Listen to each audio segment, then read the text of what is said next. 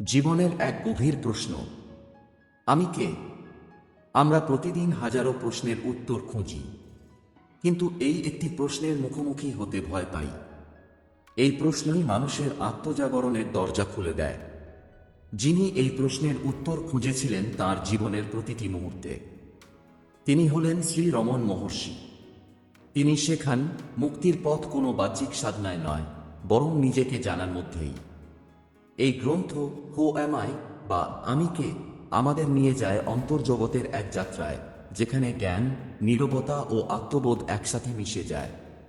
চলুন শুরু করি এই পবিত্র আত্ম অনুসন্ধানের যাত্রা। আমি কে? আত্ম অনুসন্ধানের সূচনা। কোনো এক নীরব দুপুরে একজন শিষ্য মহর্ষি রমন মহর্ষির পায়ে বসে প্রশ্ন করলেন, ভগবান, আমি কে? মহর্ষি কিছুক্ষণ নীরব থাকলেন। তার চোখে ছিল অসীম শান্তি, যেন সমস্ত উত্তর সেই দৃষ্টিতেই লুকিয়ে আছে। তারপর তিনি ধীরে বললেন, এই প্রশ্নটাই হলো মুক্তির দরজা। এই প্রশ্নের উত্তর খুঁজতে খুঁজতেই মানুষ নিজের মধ্যে ঈশ্বরকে খুঁজে পায়। তিনি বললেন, তুমি নিজেকে শরীর মনে করো, তাই বিভ্রান্তি জন্ম নেয়। তুমি বলো, আমি মোটা, আমি রোগী, আমি খুশি, আমি দুঃখী। কিন্তু যখন তুমি ঘুমাও, তখনও কি তুমি এসব ভাবো? তখনও তো আমির অস্তিত্ব থাকে, শুধু চিন্তা থাকে না। অর্থাৎ আমি শরীর বা মন নয়। আমি সেই চৈতন্য যা শরীর ও মনকে দেখে। যেমন আয়নার সামনে দাঁড়ালে তোমার মুখ দেখা যায়, কিন্তু তুমি তো আয়না নও। তেমনি মন কেবল প্রতিফলন, তুমি সেই সত্তা যা সব কিছুর সাক্ষী। মহর্ষি বললেন, যখন তুমি নিজের মধ্যে গভীরে জিজ্ঞাসা করো, আমি কে? তখন মন এক মুহূর্তের জন্য স্তব্ধ হয়ে যায়। সেই স্তব্ধতার মধ্যে প্রকাশ পায় আসল আমি, যে আমি কখনো জন্মায় না, মরে না, পরিবর্তিত হয় না। তিনি বলতেন, এই প্রশ্ন জিজ্ঞাসা করো প্রতিটি চিন্তার পর। যখন কোনো ভাবনা আসে, বলো, এই ভাবনাটা কার? উত্তর আসবে, আমার। তাহলে আবার জিজ্ঞাসা করো, আমি কে? এভাবে ধীরে ধীরে মন নিজের উৎসে ফিরে যায়। যখন মন উৎসে মিশে যায়, তখন আর মন থাকে না। থাকে শুধু শান্ত আত্মা, বিশুদ্ধ সত্তা। এই আত্মাই হল পরম সত্য। যে একবার তাকে চিনে নেয়, তার কাছে আর মৃত্যু বা ভয় কিছুই থাকে না। কারণ সে জেনে যায়, আমি শরীর নই, আমি মন নই, আমি আত্মা। মহর্ষি বলতেন, নিজেকে জানাই সর্বোচ্চ সাধনা। বাইরের কিছু জেনে লাভ নেই, যদি নিজের আসল পরিচয় অজানা থাকে। এইভাবেই আত্ম অনুসন্ধানের যাত্রা শুরু হয়। একটি প্রশ্ন দিয়ে, একটি নীরবতার মধ্য দিয়ে, একটি চিরন্তন সত্যের পথে। আমি কে?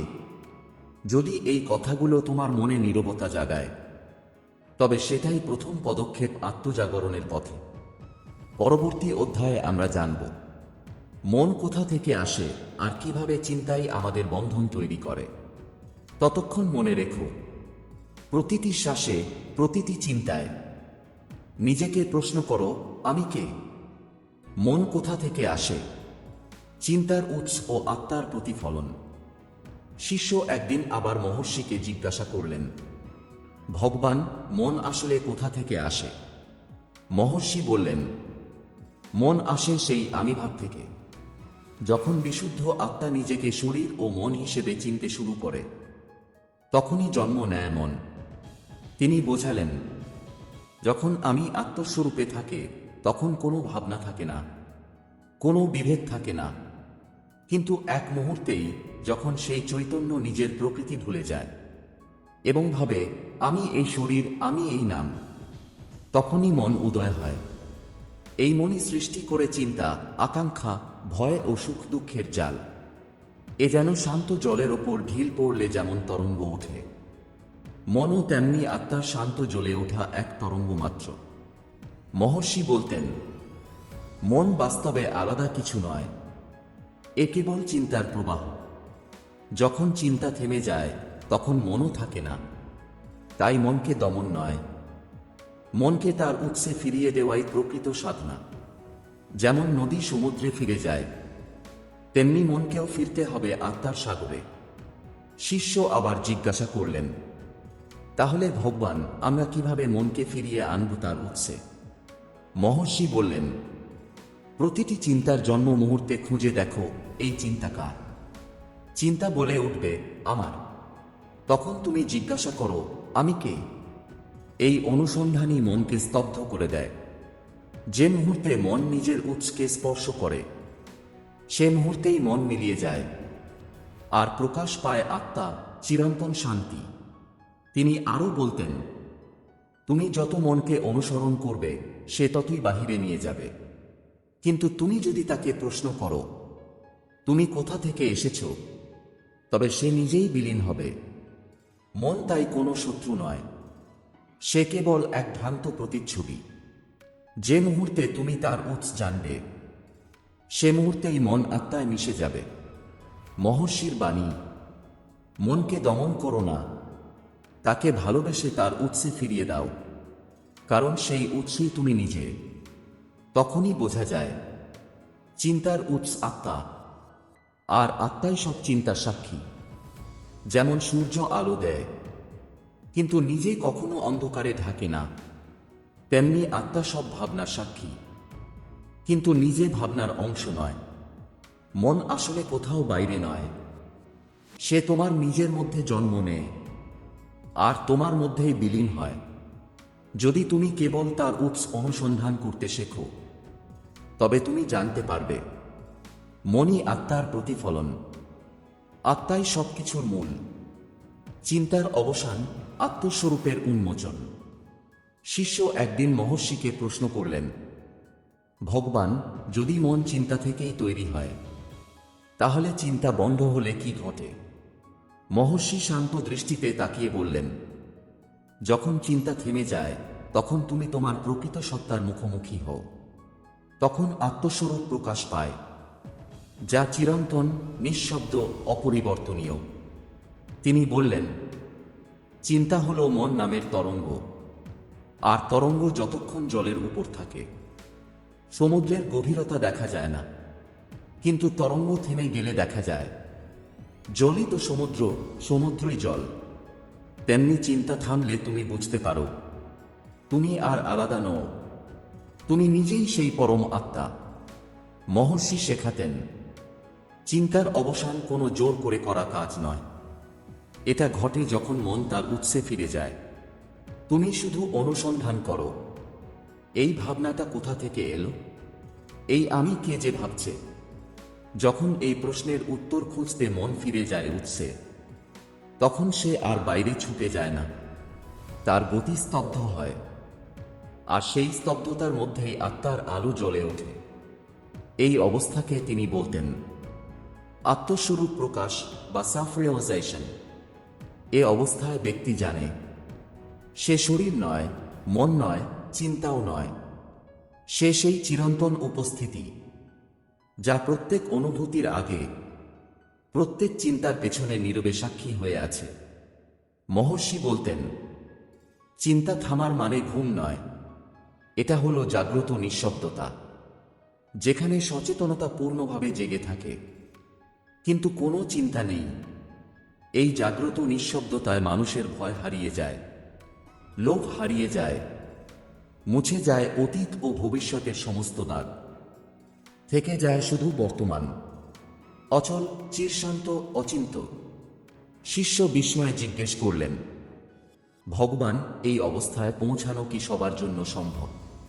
মহর্ষি কোমল হাসি দিয়ে বললেন, অবশ্যই, কারণ তুমি যা খুঁজছ তুমি সেটাই, শুধু ভুলে গেছ। চিন্তা তোমাকে ঢেকে রেখেছে। যখন চিন্তা থেমে যাবে তখন তোমার নিজের মুখ তুমি নিজেই দেখতে পাবে। তিনি আরও বললেন, যেভাবে আকাশে মেঘ থাকে কিন্তু আকাশ নিজে কখনো ভেজে না, তেমনি চিন্তা আসবে যাবে, কিন্তু তুমি সেই আকাশ, অস্পর্শ, নির্লিপ্ত, অপরিবর্তনীয়। এই নীরব অবস্থাতেই আত্মস্বরূপ উন্মোচিত হয়। সেখানে না আছে আমি, না আছে তুমি, সেখানে আছে একটাই সত্য, অহং ব্রহ্মাস্মি, আমি ব্রহ্ম।